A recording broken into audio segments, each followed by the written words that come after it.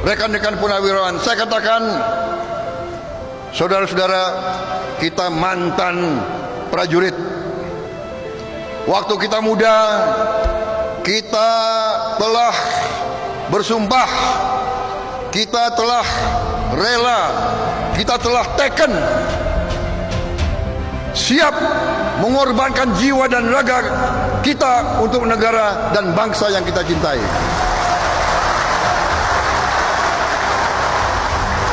Waktu kita masih muda, kita belum punya apa-apa, kita sudah siap mengorbankan milik kita yang paling berharga, yaitu jiwa dan raga kita.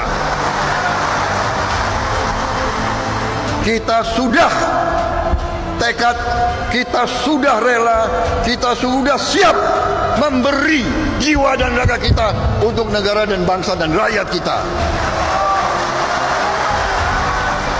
Apalagi kita diberi kebaikan oleh Yang Maha Kuasa.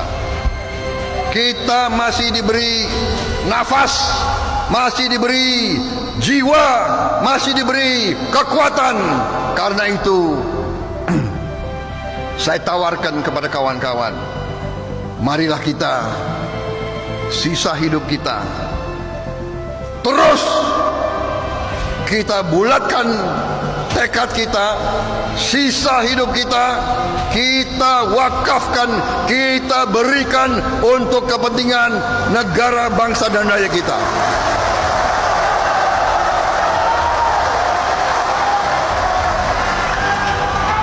Saudara-saudara sekalian, karena ada dua macam purnawirawan. Ada purnawirawan yang menurut saya dia sudah pensiun, dia akhirnya dia kumpul-kumpul dalam yang saya sebut paguyuban tunggu mati. Saudara-saudara sekalian, mati tidak usah ditunggu, pasti datang. Betul?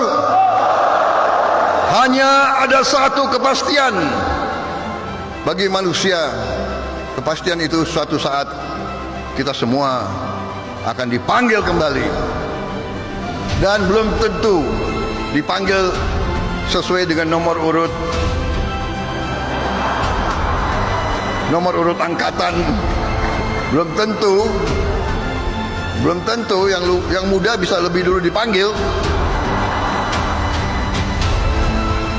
Betul?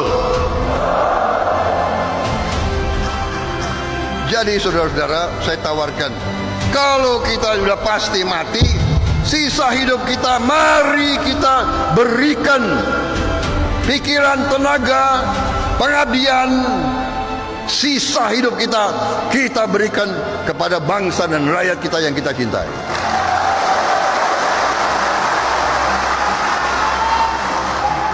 Saudara-saudara, saya ingin sekilas pada kesempatan ini, saya ingin sedikit kita kilas balik. Kita ingat waktu kita masih muda. Kita masih muda semua. Kita katakanlah 30 tahun yang lalu, 40 tahun yang lalu, saya masih ingat kita begitu bangga jadi patriot-patriot. Kita begitu bangga jadi anak Indonesia. Itu begitu bangga melihat kibaran merah putih. Saudara-saudara sekalian, kita optimis, kita siap mati untuk negara kita, karena kita ingin jaga negara kita.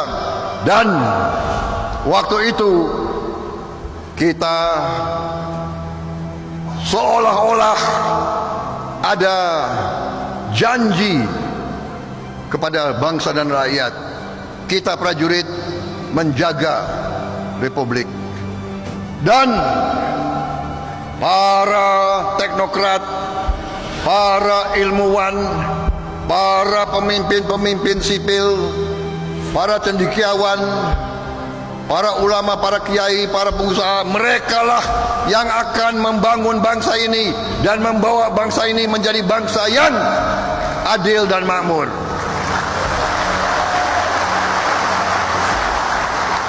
Itu cita-cita kita waktu muda. Kita ingin negara yang terhormat. Kita ingin menjadi negara yang terhormat. Kita tidak mau menjadi negara kacung. Kita tidak mau menjadi negara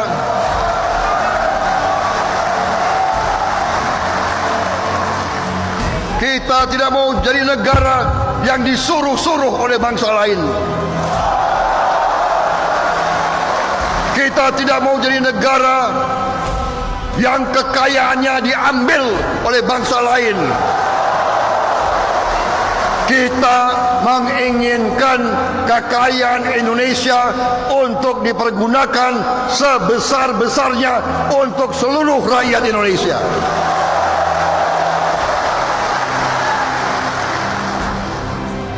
Karena itu kita berkorban. Prajurit-prajurit Angkatan Darat, Angkatan Laut, Angkatan Udara, prajurit-prajurit Bayangkara, polisi berkorban di mana-mana. Untuk apa? Karena kita ingin bangsa ini, rakyat kita sejahtera, rakyat kita terhormat. Jangan ada kemiskinan di bumi Indonesia. Itu cita-cita kita, saudara-saudara sekalian.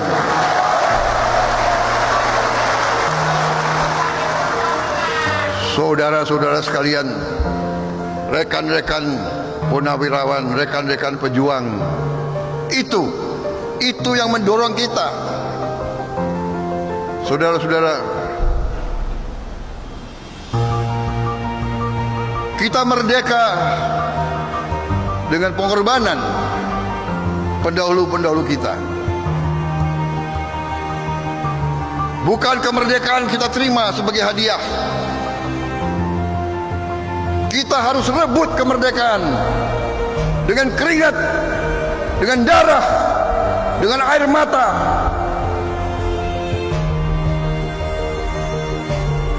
Pahlawan-pahlawan yang di atas itu, mereka telah berkorban untuk bangsa ini. Kita jadi begini karena pengorbanan mereka. Yos Sudarso, Walter Monginsidi, I Gusti Ngurah Rai, Dan Mogot, Slamet Riyadi, dan ribuan lagi pahlawan-pahlawan masih muda. Mereka korban. Kenapa? Karena mereka sama waktu itu. Mereka ingin menjadi bagian dari bangsa yang terhormat, bangsa yang merdeka, bangsa yang rakyatnya sejahtera, saudara-saudara sekalian.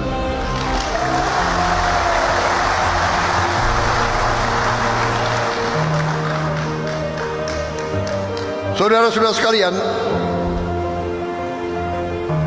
karena itulah walaupun kita berhak untuk istirahat,